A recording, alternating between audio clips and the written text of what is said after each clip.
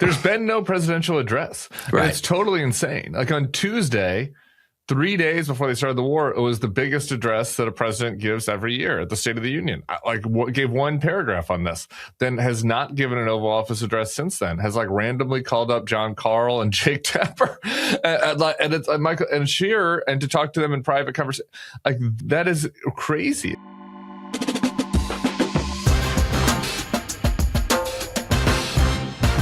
Hello and welcome to the Bulwark Podcast. I'm your host, Tim Miller. It is Monday, so we are back with editor-at-large Bill Kristol, author of the Morning Shots newsletter. A lot's happened since Friday's podcast with Amanda Carpenter, which should be a reminder to y'all to, be checking out the Bulwark Takes feed on the weekends as news happens, because we're at war with Iran now. And Bill, I just want to kind of start with a state of play for people, if that's okay with you. You can edit or amend any of my assessment. I will be happy to. People should, and also you and JVL and Sarah and Mark Kirtling did an excellent early Saturday morning at 9, first snapshot of where things were, and then you and I and Mark Kirtling did something at noon yesterday, Sunday, and I've got to say both of them were, I thought, informative, and luckily General Hertling's there, so the rest of us can talk, and he can actually explain and analyze. And but no, I think both our analysis of what was happening on the ground and here at home, for that matter, domestically, which you particularly focused on yesterday, was good. Look, it's a very impressive military operation, but like all military operations, we took out a huge number of Iranian assets, and they're working with Israel. Very close collaboration with Israel. I mean, I may be a little surprised by that. Usually there's some attempt to maintain distance. It seems like it was a genuinely, coordinated effort.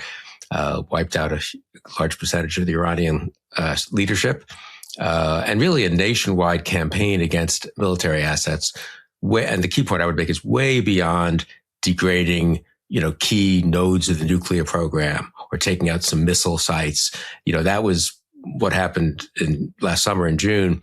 This was a real attempt to go after the regime in many aspects, I'd say. And if you look at this, just a map of where the places we've hit, some of them were not nuclear. Most of them were not nuclear. Some of them were, ballistic missile sites. They were other forms of regime, places the regime had assets and weapons and coordinating structures. And so, the military campaign is consistent with regime change as a goal.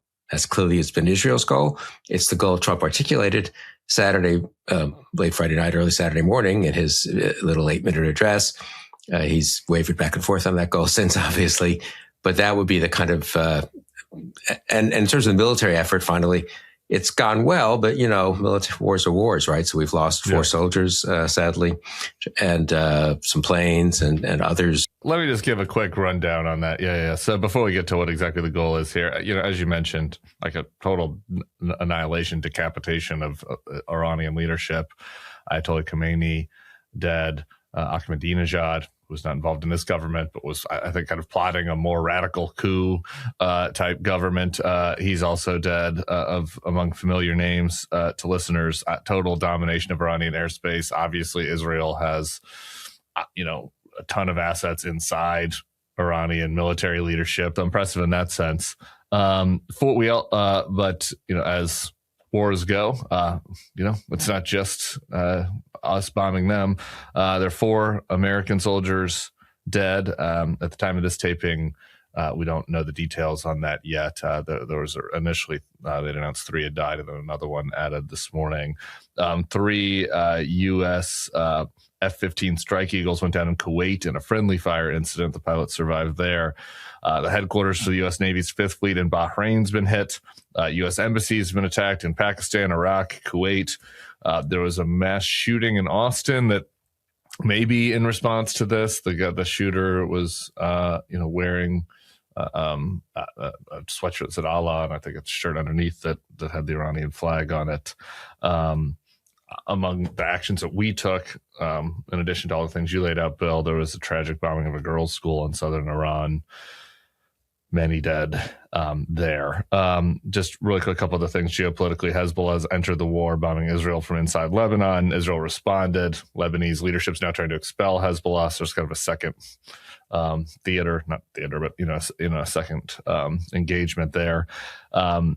Trump to Tapper this morning, Jake Tapper, he said, we haven't even started hitting them hard. The big one is coming soon. And then Pete Hegseth and Dan Kane had a press conference this morning we are coming to get into. So that seems to be the state of affairs. And as you kind of led us there, I think the most important question remaining here is what exactly is the goal of what we're doing? Like, what is the objective? Was it safety? Safety for us, safety for Israel, long-term safety, short-term safety? Is it regime change, human rights in Iran, Trump's legacy, payback for them trying to assassinate Trump, nuclear weapons only? Like, it's not really clear. And interestingly, this morning, the Daily Caller, which was originally Tucker Carlson's outlet, a very pro-Trump outlet, they got the second question to Pete Hegseth and Dan Kane because the Pentagon press corps has been totally eviscerated. We don't have any real journalists. But I guess kudos to Reagan Reese, the Daily Caller reporter, who asked the question, what are our objectives? I want to play you Pete Hegseth's answer for that. The president said yesterday in his video message that we will leave Iran when we complete all of our objectives. What are our objectives? And can you share more information on how the soldiers who were killed were killed? Well, I laid out the objectives, as did the chairman. They're completely nested. I mean, Iran has an ability to project power against us and our allies in ways that we can't tolerate. So whether that's ballistic missiles and drones, so offensive capabilities, effectively their Navy, which would attempt to set other terms and impose different costs, drone capabilities, which we laid out there. And ultimately, though, this tying it back to Midnight Hammer, the president has been willing to make a deal. You can't have a nuclear bomb. Radical Islamists can't have a nuclear bomb that they wield against the world. He gave them every single opportunity. Then we precisely took it away. And even then, after that, they didn't have that. They didn't come to the table with a willingness to give it away. So ultimately, those nuclear ambitions, which never ceased, are something that had to be addressed as well. So that's a discrete sense of what's being addressed here to ensure that they can't use that conventional umbrella to continue a pursuit of nuclear ambitions. Didn't seem to clear a lot up for me. Iran has an ability to project power in a way we can't tolerate. That's pretty amorphous. He mentioned their Navy and drone capabilities. A lot of countries have that. Their nuclear ambitions. And he ends saying this is a discrete sense of what's being addressed here. Did you feel like you got a sense of what's being addressed here?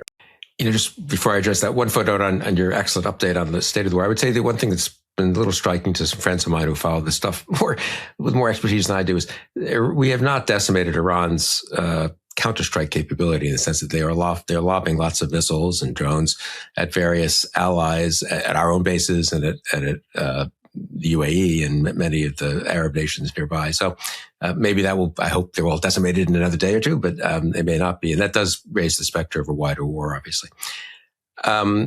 I thought the Hegseth press conference this morning, which sort of took place as we were putting morning shots to bed. So I wish I had honestly could have updated my little piece a bit. It was really telling. I mean, the refusal to be clear about, to even entertain the questions really about the goals. But to the degree he entertained them, he was hard over on no regime change, no long-term strategy, frankly. Just we're there to beat them up so badly they don't think about messing with us again, I guess. I don't think they were messing with us a heck of a lot, honestly, in the last few years, and they were pretty badly beat up in June. So there's no threat. There was no imminent threat from Iran. There wasn't even much of a medium-term threat from Iran at this point. Do they have a terror network? Unless you're Israel. Again. Yeah, no, if you're Israel, it's a different situation. Though even there, incidentally, they had done an awful lot of damage. So, now I think there's therefore there was a plausibly coherent regime change strategy. Still shouldn't have been done without congressional authorization, a million problems with it, but it was plausible. The Hegseth thing really hit me because I think he's sort of totally undercut that. And I don't really see what the coherent strategy is or the coherent rationale for the war or the defensible rationale for the war. And I hate to say this as someone who's, supports an internationalist and even sometimes interventionist foreign policy and the use of force where necessary. What are our servicemen and women doing over there? I mean, really, I don't mean that in a silly way. I mean, I honestly feel this, like, personally. What would you tell someone whose son or daughter or spouse was serving over there? What national interest or American values are they serving? Well, the families of the 4 that have died so far. And what are you telling them? For what? Like, what is, like, in the literal sense? Again, not in kind of a like rhetorical, right, political code pink sense. Like what is the literal reason why they are there? The administration can't enunciate it, and it changes minute by minute. So I just want to go through a couple of the things you mentioned on the topic of what the point of this being freedom in Iran, freedom for the Iranian people, or regime change in Iran brings stability to the regime. Initially, Saturday morning, Trump told the Washington Post that was the goal. I mean, he sounded like 1999 Bill Kristol. freedom in the Middle East was important. That's what Trump said. And Saturday morning offers a totally different story to the Atlantic. He talked to Michael Shearer. Trump said he's planning to start talks with the new Iranian regime, whoever that is, and he waffles on whether he'd provide support for a populist uprising. Says he'd have to see how it turns out. Then on the regime change front, he told the New York Times, over the weekend, we had 3 very good choices for who will take over Iran. Have some bad news on that. Late last night, he told John Carl that the candidates that they had to take over Iran were killed in the initial attack. Trump, the attack was so successful, it knocked out most of the candidates. It's not going to be anybody that we were thinking of because they're all dead. Second or third place is dead. Then Hegseth this morning, to your point, says we're not doing nation-building quagmires, no democracy-building exercise. So I don't know. I mean, Trump and other people have said that they want, a regime change, or that they want, freedom for the people of Iran, but simultaneously they don't seem to have any idea under what auspices that would come. And minute by minute, they're kind of going back and forth on whether they're even interested in that or being involved in that. I mean, just one point on the media strategy. You and Sarah discussed this very well yesterday, also on a video take. I mean, Trump's good at like giving random interviews to a zillion different reporters and advancing his culture war, agenda, whatever it is, at a particular day. This is a real war. And the president of the United States should not be randomly calling up reporters, having 3 or 5 or 6 minute conversations with them, giving differing and confusing rationales for the war, and then sort of signing off with no clarification, no apparent coordination within the administration about what they really want to be saying today, what they want to tell the American public, who do deserve some clarity about this, the whole public, and particularly, of course, those whose loved ones are serving over there, but everyone deserves clarity, and our allies and people around the world. It's so irresponsible. I mean, this is like a little thing in the big scheme of things, but it is worth noting, I think, as you and Sarah did. I mean, it's not just silly, but it's damaging, right? I mean, yeah. So that part is very. I mean, to my point with Sarah, like, there's been no presidential address. Right. And it's totally insane. Like on Tuesday, 3 days before they started the war, it was the biggest address that a president gives every year at the State of the Union. Gave one paragraph on this, then has not given an Oval Office address since then. Has like randomly called up John Carl and Jake Tapper and it's Michael and Shearer, and to talk to them in private conversation like that. That is crazy. It's the biggest military operation that we've been involved in a generation. Right. Like the president should be telling people what the point is. And he's boasting to Tapper, the big one's really coming. I don't even know what that means, but why? I mean, again, if you accept Hegseth's account of the goals of the war, it could end now, basically. I don't think there's any danger of Iran doing anything to us, given how much they'll take them so long to recover from the decapitation of their leadership and the decimation of so many of their military assets. Why are we continuing to fight? I mean, it's not as you say, it's not a code pink point. It's a kind of real point. Now, I think there are reasons if you really want to try to help the public get a better regime in place there. There may be reasons I don't know about in terms of some assets they still have that we haven't hit yet, but we could do that pretty quickly at this point. And so the whole thing is incoherent.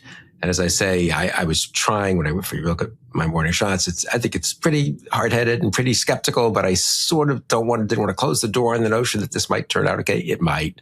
Wars are unpredictable. You can get lucky. The whole regime could collapse, even though we're not even trying to make it collapse. It could collapse. Anything could turn out okay. Like, look at what happened in Syria. We don't know if long-term Syria turns out okay, but the Turkish rebels weren't trying to even really take out Assad. Like, all of a sudden, like the House of Cards just collapsed. Assad's gone. It's replaced with this old Al-Qaeda guy who's now trying to do business with Trump and be a corrupt. Is he going to be better than Assad? Maybe. So yeah, probably. Yeah. So yeah, I agree. I don't want to preclude that, but I'd say to the degree that we are talking about a serious, as you say, a serious war, by far the largest of Trump's presidency. No congressional authorization, which by itself makes it much more of a gamble, and it's Trump's own risk taking, and then no precise goal. Very hard to defend. I really do not believe that. Are you one of those people that actually doesn't want to waste money? Or was listening to Scott Galloway the other day and looked at your subscriptions and realized you could save some money if you were unsubscribing to the terrible tech oligarchs that are ruining our society. Here's another thing you could do to save your money. Big wireless carriers are taking too much of it. So if you're tired of spending hundreds on crazy high wireless bills, bogus fees, and free perks that cost you more in the long run, then a premium wireless plan from Mint Mobile for $15 a month might be right for you. Stop overpaying for wireless just because that's how it's always been. Mint exists purely to fix that. Mint Mobile is here to rescue you with premium wireless plans starting at $15 a month. All plans come with high-speed data and unlimited talk and text delivered on the nation's largest 5G network. You bring your own phone and number. You can activate it in minutes and start saving immediately. No long-term contracts or hassle. I mentioned this before. This is, especially if you're getting into the kids things, if you're looking into a wireless program for them, this is something that's affordable. I'm not quite there yet, but we're all discussing it in the moms and dads group chat. So we're starting to think about when the right time is for kids. And, at $15 a month, it's not breaking the bank as much as some of these other plans would. If you like your money, Mint Mobile is for you. Shop plans at mintmobile.com/bulwark. That's mintmobile.com/bulwark. Upfront payment of $45 for a 3-month, 5 gigabyte plan is required, equivalent to $50 a month. New customer offer for first 3 months only. Then full price plan options available, taxes and fees extra. See Mint Mobile for details. Here's Pete Hegseth this morning, in case this clears it up for you. This is not a regime change war, but the regime did change. Yeah. I don't know how we would, how do you splice that? Also, it's just, why is the Secretary of Defense, he's terrible, and he's just ridiculous to up there. It's embarrassing. But also, why is the Secretary of Defense saying that? He's supposed to be talking about the military side of it. And presumably there's a Secretary of State who might have a few views on what the broader, conception of the war is. It's nothing. The Vice President has gone into hiding, I guess. So I don't know. The whole thing is. And he had Dan Kane next to him, who was doing the military update, which was useful.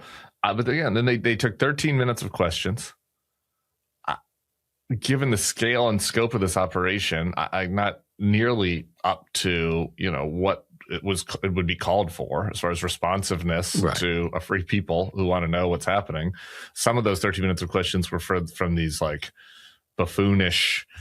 There's literally a January 6th insurrectionist that was in the room today, Brandon Strzok. I don't know if you got a question. That's some other of these buffoonish kind of state media organizations that were asking them, like, how did it make you feel to kill Khomeini? It's like, there's no sense, like, and Kane was really being just like brass tacks about like what has happened was basically all he did. And then you have Hegseth up there like doing a Saturday Night Live performance of a Department of Defense secretary, attacking media outlets, calling people stupid, lethality. It's like, it's crazy. It's crazy what they're the way that they are presenting this. And I don't, just one more thing on the regime change. We'll kind of get through a couple of these other plausible explanations for what they're trying to do. Maybe Trump was revealing something to the New York Times and Michael Shear. Maybe Trump really did want this to be a Venezuela type thing where you bring in the Iranian Delcy Rodriguez, and then we're kind of the junior partner, at least in some of the military operations. And Israel is out there with a different objective, and they're taking out people left and right. And I think that Israel might be okay with a period of uncertainty and like regime collapse, and and that would bring more safety to that, right? And so to me, that could be a sign that while the operations are cohesive together, the like mission might not be. Other potential theories I want to put forth for what the real mission is here. Revenge. Trump to Jonathan Karl last night. I got him before he got me on the Ayatollah. They tried twice. Well, I got him first. So maybe that's all this is. Maybe it's just Trump wanted revenge against Iran. On the threat scale, Scott Jennings of CNN had said that there was an immediate imminent threat coming, that he had friends inside the administration, that we had to act because there could have been a, quote, mass casualty event. That turns out to be wrong. DOD briefers did go to Congress over the weekend, and they said that Iran was not planning to strike the U.S. forces or bases in the Middle East unless Israel attacked Iran first. So it's not that. Long-term threat, Hegseth today saying that Iran was building powerful missiles and drones that could help with their nuclear umbrella. I mean, I guess that's what in that initial clip I put at the top, I guess that's what he's trying to say. I guess that's the safety and security case that he's making.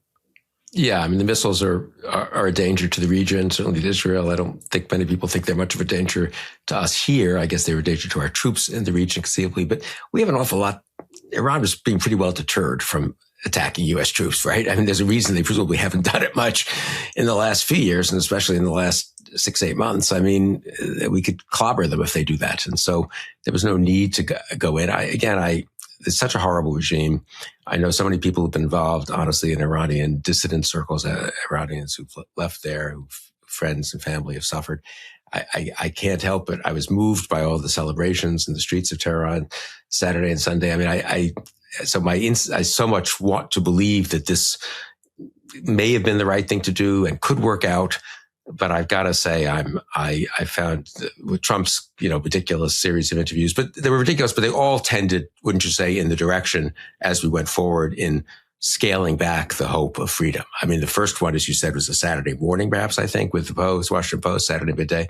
And that was a little more, freedom. And then by Sunday, it's all just, his personal revenge and I want to work it out with the IRGC. Maybe they can cut a deal with some of the other people. We have a list of 3 people we want to put in charge, as you said, but a couple of them, they're all dead. And I mean, I just, who cares about, I don't want to make it about me, but it's so demoralizing, really, the idea that we moved unbelievable number of assets there.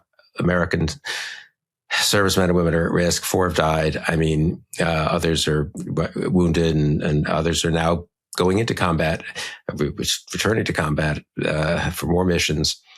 It's so demoralizing that we don't have a serious objective, or, and incidentally, it doesn't have to be, you could have a much more limited objective and that could be serious, but that would then imply a more limited war plan. And there's no evidence, Mark Hertling's made this point, that the actual planning, which is very impressive, is linked up to any sense of a broader strategic objective. Yeah. And the supporters are trying to have it all the ways, I mean, to your point about like, how I want freedom for the Iranian people. I was also moved by some of the images. Like last night, our friend in Congress, Nancy Mace, posts, like, if you're angry that Iranian women may finally be free, you need to seriously examine your values and yourself. And it's like, is that what we're doing? Like, is the effort here to free Iranian women? Because I don't know, like, certainly I'm not, I would not have been totally hostile to that mission if there was a plan and there were allies and we had competent people in charge and the case was made to Congress and the American people, right? That's not an illegitimate thing to hope for. But like, they've got just a series, the supporters of this are just trying to backfill any possible rationale they can. And some of them are talking as if, this is a part of the freedom agenda. And like others are talking completely differently. And the president is saying different things at different seconds. So anyway, one other thing that they have put forth, according to The Atlantic, Trump told confidants that he believes his legacy could be defined by his overthrow of the regimes in Venezuela, Iran, and potentially Cuba. So, I mean, he's like totally, I think that there's a madman Trump element to this too. And I think don't you think obviously a huge being high in your own supply sort of situation in terms of his personal ability to run these things, the U.S. military's ability, which is very great, don't get me wrong, but it's not infinite and not, can't do everything everywhere. We're saying like the hot guy on the craps table. Yeah. It's like this, the Venezuela thing worked. Yeah. Let's keep pressing. Not really a way to run a country. I want to give some voice, and then I want to go with you into kind of the other geopolitics stuff we haven't touched on and domestic political impact. But we hear a lot from folks on the left and opposite and people opposed to Trump is that everything we just talked about is all just kind of window dressing on the more true rationale, which is advancing the domestic authoritarianism agenda. Tim Snyder, for one example, basically saying that the case that Trump wants us to rally to a war because it turns everyone who's opposed to the war into a traitor. And it also, maybe provides rationale for putting certain conditions or limits on the midterm elections. This old quote of Trump. He's kind of joking with Zelensky, but, a lot of times Trump's jokes have a tinge of truth to them where, back in the Oval Office where he's like, oh, you canceled elections during a war. Maybe that's something I should look into. And then you have kind of the Epstein distraction sub-bullet to that. I don't really think that's what's happening, but I think we should at least chew it over. Yeah, and he did say something about the elections, Iran messing with the 2020 and 2024 elections. Yeah, that's good. Yeah, Friday, maybe that was. He said that he posted on Truth Social about how Iran was, trying to oppose him in the 2020 election, and that was part of the And the excuse of foreign interference or dealing with foreign interference is, I think, one of the obvious excuses they could try to use for federal intervention or partial takeover of parts of the 2026 and 2028 elections. So, I don't think it's. So I think, I tend to agree that I can't. Well, I don't think we're going to war for those reasons. Is Tim Snyder right though that authoritarian governments have it? Once you succeed in bullying at home and some bullying abroad, you try to do more bullying abroad. Maybe you think it rallies people to you. It's sort of mixed up in your own. I'm not sure the distinction almost of the domestic and foreign policy at some point almost exists in his mind. It's all about him being on top of everything, in charge of bullying everyone, right? And showing he's on top. And if he's on top abroad, he thinks he'll remain on top at home and get away with doing things on the elections. Or maybe just people will be so impressed they'll vote for him, and I don't know. But I tend to discount the kind of more, it's distraction from the Epstein files thing. But I hadn't really focused on the remark till you read it about the personal, Khamenei wanted to get me, and so I've got him. That is just such a it wasn't wanted to kill the American president or wanted to, or either, or the U.S. had to make clear this is unacceptable. It's all personal, right? Yeah. He wanted to get me, I got him. He got. I mean, that is much more in my mental model of Trump's megalomania and how he decides things than, some of the more four-dimensional chess theories of what nefarious activities he has in mind. So anyway, I don't mean to say that, of course, he'd like to talk about other things besides Epstein. And of course, if there are ways for them to meddle in the midterms, they'd like to do it. I just think that the other explanations for what got him to this point make more sense to me. And to that point, let's talk about the geopolitics, because I think this is huge. Look, it seems to me that he was pushed into this in a big way by Bibi and MBS. I mean, Bibi started talking, said yesterday, Times of Flat Circle, said sometimes this weekend that, bluntly, that was happy that the Americans are here to do this with us, that this has been something we need to do for 40 years. Bibi is not really hiding the ball on that, on what his objective is here. And there was reporting that, a lot of this started back on one of his visits to the White House in December, where they're talking about this and talking about how degraded Iran is and, how confident Israel it is that this is a moment to go after a weakened regime. Other reporting that MBS, I guess, was calling Trump last week, saying he's for this, pushing him for this.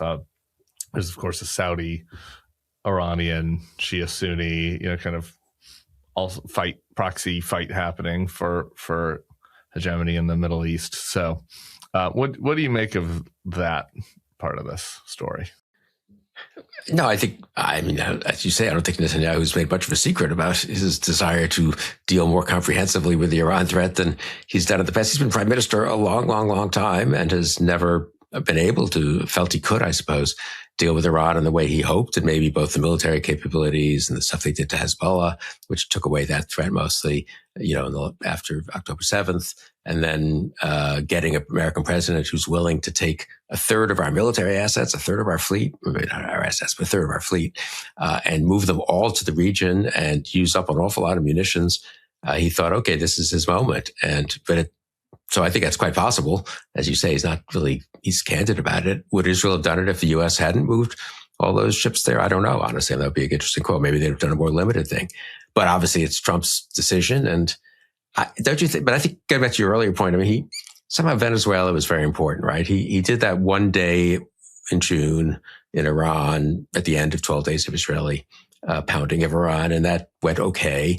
And then he talked about Greenland. Nothing came of that so far, at least Panama. But Venezuela, they gave him a good plan and he did the special operations thing. I don't know that Venezuela is that much better off, honestly, now than it was 2 months ago. And I don't know that it's going to be much better off 4 months from now. And I don't know a lot of oil is going to come out of there. And I don't know a lot more freedom is going to be there. But whatever, it was a victory. I mean, and that so much, and then that went to his head. And I do think he now looks at the world and where can I move all the U.S. troops and beat up someone? And in this case, it's a regime that really is awful. So people like me want to at least be instinctively for it. And Venezuela was very bad too, actually. But of course, but there are actual trade-offs here, right? In terms of we haven't done anything to help Ukraine, which is actually fighting in Europe against an awful, brutal invasion. He doesn't want to fight a great power. Right. So that's the key point, I think. Other part of Trump's psychology. Yeah, that's what I was going to get. Yeah, that's very well. I mean, that's right. I think that's key. And China, God knows if all the China hawks in the administration, their whole line about the Middle East. They hated people like me who thought the Middle East was important because it's all a diversion. It's all ridiculous. We need to have all our forces ready to fight China. Now all of our forces are busy fighting Iran, which is sort of an ally, sort of China and of Russia. So it weakens Russia a little bit probably, which is good for Ukraine. It also maybe distracts us and resources that could be given to fighting Russia, honestly. So so maybe it helps Russia a little bit. No, it helps in terms of, I think, so much we're using things we can't help Ukraine. I mean, we're going to move a lot of troops around and use a lot of air power and stuff. Maybe we should use some of it to help Ukraine directly, honestly. I mean,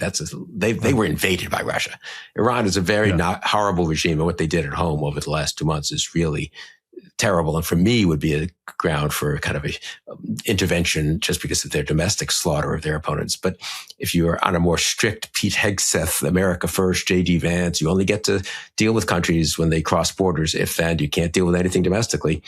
That isn't Russia the example of this? And Iran hasn't invaded anyone very recently, So also, if you're talking about defending democracy and freedom, it's like, well, there's a free Ukrainian government that we could help. Right? It's still not even clear who those people would be in Iran. Right. And Pompeo over the weekend was pushing MEK, which has more support in Roslyn than it does in Iran, as best I can tell. And it's like, okay, I'm for it. But what's the plan? And Ukraine, there's a clear plan. You could move this type of assets there and have actually helped them. But anyway, just really quick, just one more item on this: the geopolitics and the incentive structures in the Middle East. This also ties directly to the corruption story in America, right? It's like, and how can you disentangle it? Is the fact that Saudi, put in $1 billion to Trump's son-in-law, did that give them more sway here? You have to say maybe. Right? Is the fact that Qatar is giving Trump a plane and the UAE and Qatar are investing in these media companies that Trump is, encouraging to be taken over by allies in America? Is that part of it? Is the fact that the UAE is in a crypto deal with Trump? Is that part of it? I mean, Trump is mobbed up from a business standpoint with Saudi, UAE, and Qatar in a major way. And obviously Bibi has big influence with him. And in some ways, I think it's, obviously that we have the acute story of the war, what's happening in the war and that crisis. But I think it's an interesting subplot that, like, it seems like we're being walked around the dog track by Arab and Israeli interests, actually, right now. Yeah, and by Trump's own wish to bully people he can get away with bullying and shying away from confronting Russia and China, the two great powers, which incidentally, as General Hertling pointed out in our conversation Saturday and Sunday with him, in the actual defense strategy this administration produced just 2 or 3 months ago, it's all about China and not about the Middle East. They're shunning the Middle East a little bit. So if Iran was such a threat, when did it suddenly become such a threat? I mean, again, I don't want to be pedantic. I mean, who cares if they mentioned it in the strategy? Maybe there are things would have changed and there are reasons you got to do what you got to do militarily. But I just think on your point about the world, I mean, they're not a threat. They're not a threat to us, right? Like, it's not even worth, right? Like, giving them and throwing your weight around all over the world. Yeah, if it's against a noxious regime, obviously people give you more room to do that. But it's not cost free. I mean, it's literally not cost free in terms of lives and money and material and resources. It's also not cost free in terms of just attention and what other countries can do elsewhere and the lessons that people learn from this. The lesson people learn from this is not that we're, unfortunately, I say this genuinely with regret, is not that we're on the side of freedom. I'd say at this point, it looks to me like the lesson they're likely to learn from this is, we have a very capable military and we're willing to go in and use it against regimes that are kind of flat on their back, like Venezuela or Iran, and that already have been terribly weakened. But we're not willing to help Ukraine fight Russia, and God knows what we're willing to do in Asia against China. I mean, maybe it's mercantilist also is what people take away. Right. Like, you can do whatever you want actually domestically. Because nobody believes that Trump did this because of the killing of protesters in Iran. It was a heinous killing of protesters in Iran, but we've killed protesters in America this year. And we are not letting Iranian refugees come to America. Right. In fact, we've been sending Iranian refugees back to Iran. And some of the countries that we're dealing with in the Middle East have terrible human rights records themselves, right? And so, obviously, to me, if you're around the world, the lesson is that at least as long as Trump is around, this is like a pay for play thing. Get in with Trump, and who didn't get in with Trump on his corrupt BS? Maduro and Khomeini, right? Just one more thing on the Arab stuff, because this thing will be interesting to watch. It's pretty clear at this point, and obviously Saudi was for it. We have the reporting. It's pretty clear that UAE and Qatar folks are on board with this, at least to some degree. That said, the Saudi official to Al Jazeera this morning says America has abandoned us and focuses defense systems on protecting Israel, leaving the Gulf states that host its military bases at the mercy of Iranian missiles and drones. Just something to watch. Not unprecedented that Saudi would be behind the scenes talking about how they're for America, and then to the public audience talking about how they don't trust America. So we'll see kind of how that shakes out. But there have been serious hits. The iconic hotel in Dubai, you've kind of seen the picture there by the airport, that got hit. There are people fleeing Dubai and Abu Dhabi. There's a great Semaphore story about how it's like charging $300,000 a pop for people to take a 10-hour black car from Dubai and Abu Dhabi to Riyadh, and then a private jet from Riyadh to Europe to get out of the Middle East. So I don't know. Again, that's the kind of thing when you go into something like this, maybe they're on board at the start, but the case wasn't made to their populations either. Like the Emiratis and Qataris and Saudis, like who knows, right? Like how, especially if this escalates, how that ends up shaking out. And energy prices look like they might be short-term. Yeah. We'll see what happens, obviously, but they could go. Yeah, I've been assuming they would settle down, but maybe they'll go up. I mean, look, you start a war, things start to happen, right? And this is, so it's not as if, I guess before I was saying, well, Trump was to go bully these guys and then bully those guys. But I also should stipulate that doesn't always, that has second and third order effects of its own, as we're seeing here, right? And the Saudis may be sort of spinning for now and just trying to pretend that, we're very unhappy. But at some point, maybe they really will be unhappy, or maybe other allies really will get hit in ways that we don't retaliate. And suddenly they're like, what the hell is happening here? We encouraged Trump to do this. We thought they had a real plan, and now we're paying a price, and what are we getting out? What are we getting out of it, right? Or there's uprising among the people. People get pissed. Right. Like, why are we doing it? You know what I mean? Who the hell? I got it. Right. Could there be protests in Kuwait, a UAE against us? Yeah. Possible. Yeah. TBD on how that all shakes out. Just one more geopolitics thing was the British. Iran also attacked British targets. Keir Starmer has came out and said that we can use their bases. So again, kind of how this thing trickles out remains to be seen. Back to the domestics. You mentioned the energy prices. This is, I think about what the domestic impact is on the politics. And this is part of the reason why I sort of brush off the Epstein. I just think that the idea that this is a distraction from Epstein, there'll be a rally around the flag is part of an old construct. It's like Wag the Dog was a movie in the 1990s. In the 1990s, people really did rally around the flag. And I just don't know that that's true anymore. We live in deeply polarized times and we weren't attacked. Maybe they'd rally around the flag if there was, all the conspiracy theorists always talk about how there's a false flag. This attack wasn't real. We did it to ourselves. Maybe if there was a false flag attack on America, then maybe that would change. Maybe not. But I just don't see it. In the polls, right now, Ipsos is the first poll out. 27% support, 43 oppose. Means a bunch are still unsure. So events will matter. Among independents, I thought this was noteworthy. 19 support, 44 oppose. A bunch unsure. I think a lot of times people think about independents wrong. A lot of independents are kind of these, folks that don't pay a lot of attention, aren't big fans of war, aren't reading foreign affairs magazine, and don't have deep thoughts on all that. So I thought it was pretty noteworthy how that among independents it was less popular. Only 7% of Democrats for. And you mentioned the energy prices. It's just gas prices only up about 10% here, but 50% in Europe this morning. Again, we'll see how that all plays out. But, to me, all of that lends itself to, I just think, even if this goes well, at home, this feels like something that's going to be a political problem for Trump. I mean, as you say, events matter so much. You said this yesterday, too. Wars are real, right? And events, things are very event dependent. And we'll see we learned that in Iraq. Obviously, it looked great. Mission accomplished. Whoops, not so good for Bush, But I agree. I mean, this could be bigger than Epstein, actually, in terms of its actual effect. I mean, this could be a defining moment of the Trump presidency.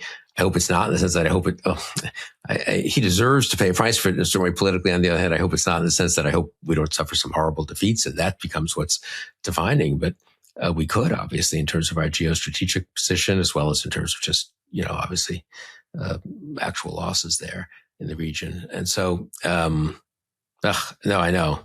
I mean, don't you think? So what do you think? I think the Democrats are on pretty safe ground. You said this yesterday in just opposing the war, right?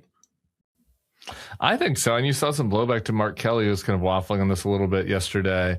I think that Democrats, if they want to be on the more hawkish edge of the party and they want to be on the more, flag waving, patriotic freedom end of the party, I think taking the Bill Kristol position for this podcast would be totally fine, right? That I have no love for the Ayatollah. This regime is horrible. Like, if we were working with allies and had a legitimate plan to help, support the people in the streets, I would be for that. But that's not what this is. This is a shit show. They don't have a plan. They haven't offered a plan. 4 people are dead. They haven't come to Congress for support. They haven't made a case to the American people under this administration with the way they've behaved and how they've lied and how corrupt they are. I'm a no war with Iran. To me, I feel like that's a totally appropriate place to be. That's not really going to alienate anybody except for, small niche groups that have, various interests. No, and I think the actual vote they'll have in Congress, or votes, I guess, in each house, are basically on some versions of war powers resolutions, which require Trump to come back and get authorization within 60 days or something like that. It's a little confusing, 90 days, I'm not too sure. But so in a way, the normal charge that would make me hesitate you shouldn't 4 days into a war, you shouldn't demoralize our troops and undercut them by voting to get out or something like that, or cutting off funding. That's not what the vote is. The vote is a kind of Trump has to do what he should have done before and come to Congress. I think they really should make that. That's sometimes belittled on the left. I understand why. That's just process. They've got to be more, ferociously anti-war. But I think it's not just process. It really is the Constitution. It is we're in a constitutional crisis that he's gone to a major war without Congress, different from a one-day strike or killing Soleimani. There's no justification. There's no authorization for this. They're going to have to use, if they use one at all, it'll be the 2001 Al-Qaeda authorization and Iran's, but it's a terror sponsor. But man, that's 25 years later. That's a bit of a stretch. And again, it's a stretch for the kind of war we're fighting. If you're knocking off the head of the IRGC, who has genuinely sponsored terror all around the region, some of which has killed Americans, Hezbollah, that's one thing. A major war like this, you need to go to Congress. So he didn't go to Congress. So I think Congress has a very sound ground to say, we need to speak up now and insist that he come back to Congress. And that's defending the Constitution. That's not attacking Trump necessarily. It's not even being anti-war. People can say if they wish, I didn't see Mark Kelly's comments, but I might say if I were there, look, I conceivably could have voted for this, if it were properly explained and defended and we had a coherent strategy to authorize certain use of force. It's not like you're necessarily fully 100% anti-war. Most of them would be at this point, would have been, and probably certainly would be at this point. Maybe I would be too, so I think the Congress argument isn't just a process argument. It has to be made a constitutional argument. I agree with that. I mean, I think that, to be blunt, the politics of this are going to be better just being against it all the way down. But that said, look, putting them on the record matters. Yes. Like the Iraq war vote mattered. Totally. This war vote would matter. And if they, and I think it's a tough vote for a lot of Republicans, by the way. Which we can get into next, but I don't know if you have more thing. Well, no, I was thinking, as you said, the Iraq vote, I guess you were thinking, I was thinking too of the original authorizing vote, but then there was a whole bunch of other votes, funding and so forth as we went forward. And it's not like this thing just goes away. I mean, maybe it'll end in a week and everyone will forget about it in 2 months. And it's a kind of Venezuela. That would be Venezuela, right? Sort of a slightly better, maybe government takes over. It's not too much chaos spilling out beyond its borders. There's not a huge refugee flow. It's just kind of not great, but not terrible. And everyone kind of moves on. I think that's possible. In that case, it won't help Trump. I don't know if it'll hurt him that much. But I mean, most of the other outcomes that one can think of are much more problematic, obviously. So I don't know, would it be crazy for the Democrats 6 months from now to say, end the war, end it, No, 3 months. I mean, it would be a 90-day authorization. Right. I'd revisit in 90 days. Right. End the war. To the point about how it would be a tough vote, I think, even for MAGA. Sager and Genti, who is over at Breaking Points, I just thought this was blunt in how he put it on Twitter. He goes, "This is the most profound campaign betrayal in modern U.S. history." He's more on the MAGA isolationist right. We've seen Davidson out of Ohio already starting to put out statements kind of hedging. Massey would be against this, presumably. Rand. So, how far that extends out into MAGA world in the House, TBD to the Lauren Boeberts of the world. I don't know. But I think it's a real potential problem for them. And it is highlighted by the fact, as you mentioned earlier, that the person that is the biggest avatar for isolationist MAGA politics right now is the vice president, J.D. Vance. He's missing. He's not sent a tweet since the war started. He loves to tweet. They sent a picture of him at like the kids' table, in like a backup situation room with Tulsi next to him. It was like J.D. Vance in the cuck chair. I just want to play a couple of clips from J.D. Vance. One was from the campaign, an interview with Tim Dillon, and the other one was from Meet the Press a couple months ago. And our interest, I think, very much is in not going to war with Iran, right? It would be a huge distraction of resources. It would be massively expensive to our country. I certainly empathize with Americans who are exhausted after 25 years of foreign entanglements in the Middle East. I understand the concern, but the difference is that back then we had dumb presidents, and now we have a president who actually knows how to accomplish America's national security objectives. So this is not going to be some long, drawn-out thing. You can see why JD isn't out there today. And he was saying this is not going to be some long drawn out thing. This was months ago after the first attack on Iran. And now it very much is. I mean, even if it isn't a long drawn out thing in the Iraq war sense, it's drawn out a lot longer than he said it was when he was on Meet the Press a few months ago. And so I think this is he's in a real pickle. And Trump has said 3 or 4 weeks was kind of the plan, so far as there was a plan with Israel. And again, that does, even leaving aside, what about Iran hits neighboring countries and they ask for our protection? What about if our troops are not safe in Bahrain because Iran still has missile capabilities and we haven't changed the regime, and some IRGC thug has taken over and has decided he's going to try to make us pay a price? So we're going to need to beef up support there. We'll have to be maybe continued raids to try to take out their missiles beforehand. I mean, again, this is where the dynamics of war become so unpredictable and problematic, and why, you shouldn't start down this road unless you've thought through different options, but also unless you're willing to stay the course. I mean, it's to some degree or other, right? I mean, and that's where I think, I kind of assume, well, where are you on this? I kind of assume Trump deep down is where JD is, in the sense that he'll want to get out at some point, and he'll pull the plug and hope that the world won't quite notice how much disarray he's leaving behind, or will he get sucked in? I mean, those are sort of the two. I think that Trump is, a little bit Jekyll and Hyde on it. I do think he'll want to get out.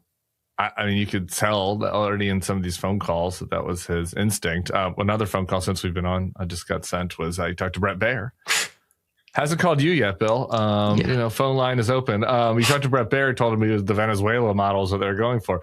But the Delcy Rodriguez of Iran is dead. So, okay. Also, the Delcy Rodriguez of Iran, I mean, whatever you think of, God knows I have no use for Maduro, and they did a huge amount of damage to that country. Yeah.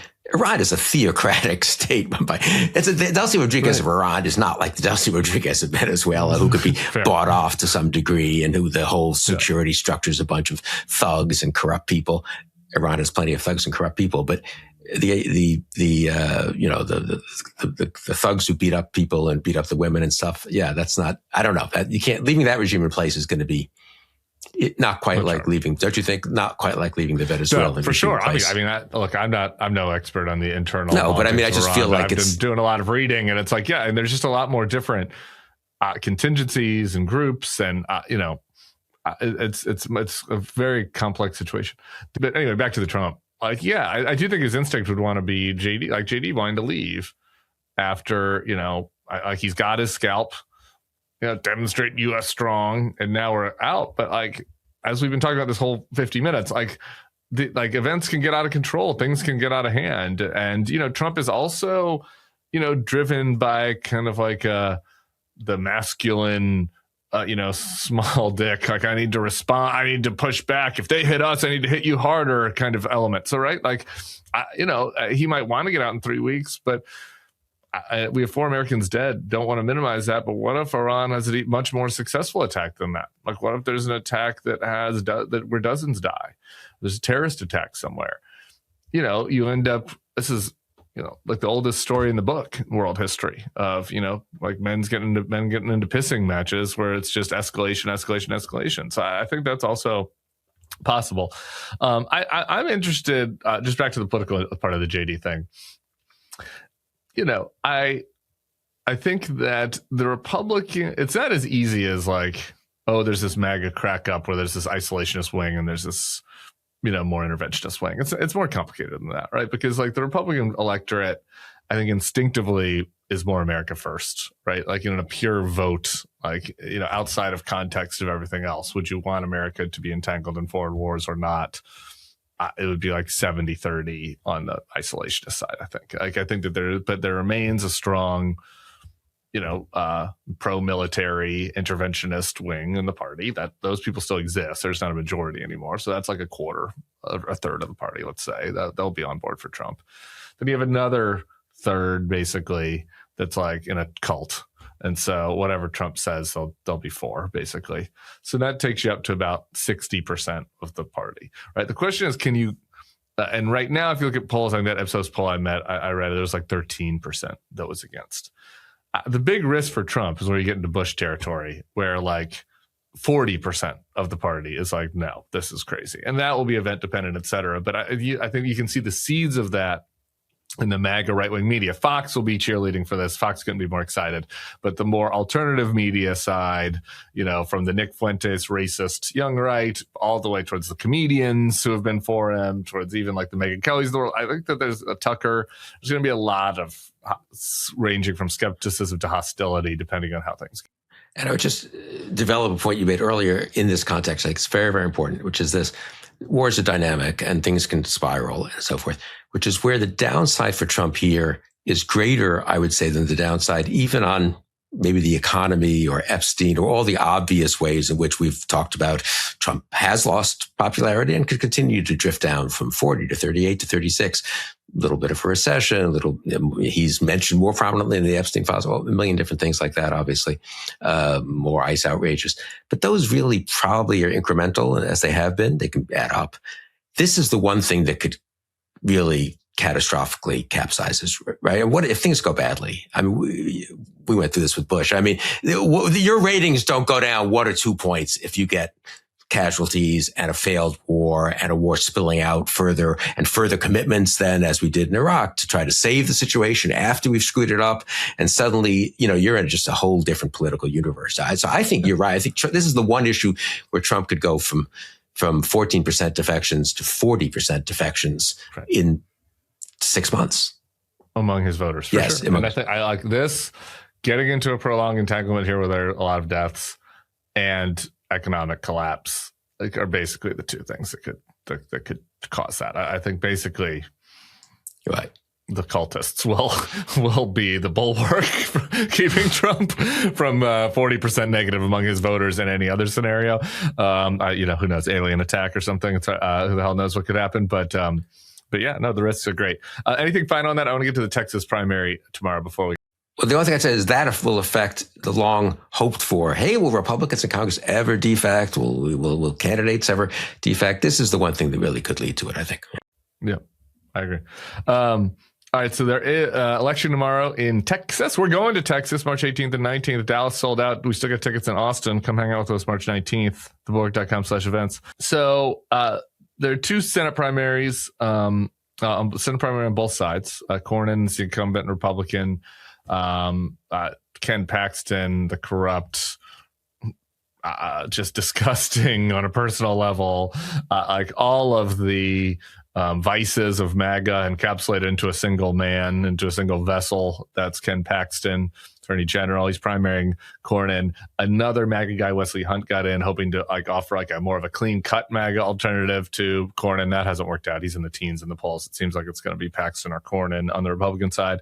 The Democratic side, we have Crockett versus Tallarico. I've talked about this race ad nauseum.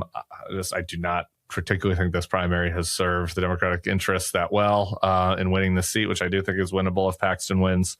The new interesting poll came out over the weekend that has Tallarico barely beating Crockett, and it's really a coin flip. Crockett's winning with non-college voters, older voters, black voters, and to a lesser degree with women. Tallarico's winning with younger, college-educated voter, to a lesser degree with men. Slight edge to Tallarico with Latino voters. That might be the battleground. Any thoughts on either side of the Texas Senate race tomorrow? I mean, I assume Paxton, Cornyn, assuming Hunt doesn't surge unexpectedly, goes to a runoff, but Hunt will take enough votes, presumably if it's close. Yep. Presumably more of those Hunt voters are Paxton inclined, I should think. So you got to slightly favor Paxton for the actual nomination. Do you think? Yeah, for sure. And I don't know. My gut instinct is. I have a friend that's still in Republican politics. It's still that really is suffering. That's a little suspicious. Little suspicious, Tim. For you. Yeah, I know. And I asked about that race, and they felt very strongly that Paxton was in pole position there without a Trump, unless Trump comes in and saves Cornyn. Yeah, which he only has. Which he didn't do this weekend. He went to Texas this weekend. Some people were thinking he'd endorse. If it goes to a runoff, I guess that would extend the timeline for Trump but then he won't do it if he thinks he's going to lose. Cornyn's going to lose. And I totally uninformed gut instinct. I mean, if I were there, I'd vote for Tallarico, but I think Crockett beats him. I just feel like the momentum seems greater on her side, but I could be totally wrong. Could be very close, but much less likely to be a runoff. Look, Tallarico is at least presenting a case to Trump voters. I'm not sure if it's a winning case, but at least he has a theory of the case. And to me, that's what separates him from Crockett. I've not heard any. Crockett has no message for Trump voters. Crockett's message is that she will energize non-voters to vote. And like that might work in Georgia. I think that'd be an interesting race, interesting political science case in Georgia.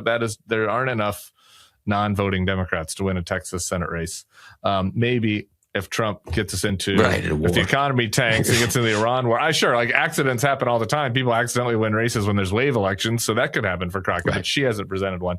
That's where I fall on the Tallarico side of this, but this primary's hurt Tallarico. He's going to need turnout with black voters. I think that'll be an add to the challenge for him in the general now because of the nature of how this race has gone, where it's gotten really personal, particularly on the Crockett side, aiming at Tallarico in a way that I don't think was very helpful. Just a little subplot in the Texas Senate or Texas races tomorrow. Dan Crenshaw, your friend, not a friend of the pod, and Tony Gonzalez, the congressman who has 6 kids in a marriage, had an affair with his staffer. The staffer set herself on fire, killed herself. Tony Gonzalez got congratulated by Trump at the rally this weekend. Unclear what the congratulations was for. But both of them are in primaries. I don't know that it serves the pro-democracy mission at all for either of them to lose their primaries. But we would enjoy it. It's nice to enjoy the pain of people that deserve it. And Dan Crenshaw has been like the biggest condescending prick and like the biggest disappointment possible of all of the quote unquote normie Republicans. And I don't know, if you happen to be living in Dan Crenshaw's district and don't have a horse in the Tallarico Crockett race, consider pulling that Republican ballot tomorrow and voting against him. Just a thought, one idea. Like the idea of Tim Miller doing in Crenshaw always was such a pain. But on Gonzalez, not to get too high and mighty and moralistic, I mean, he bullied this staffer, it seems like, right into this affair in a really horrible way, and sadly she committed suicide, it seems. He shows up Friday at this Trump rally. It's Friday in Texas, I think. Yeah. And they're all there, cornering these guys. Trump explicitly welcomes him right from the stage, I think. Yeah, the others are all fine with being with him. I mean, it's nauseating, really. I mean, they have this guy. It's like he's fine. The Republican Party's fine with him. Speaker Johnson's fine with him. John Cornyn, the establishment Republican, in my dealings with him in the past, in the before times, is a nice guy and a decent guy. He's fine with just being up there. I don't know if he's literally on stage with Gonzalez, but being in the group, let's say, with Gonzalez. None of them has said a word. Has a single Texas Republican that we know of said a word that, this guy should resign. It's a disgrace that it really would be good for the country if he lost, honestly.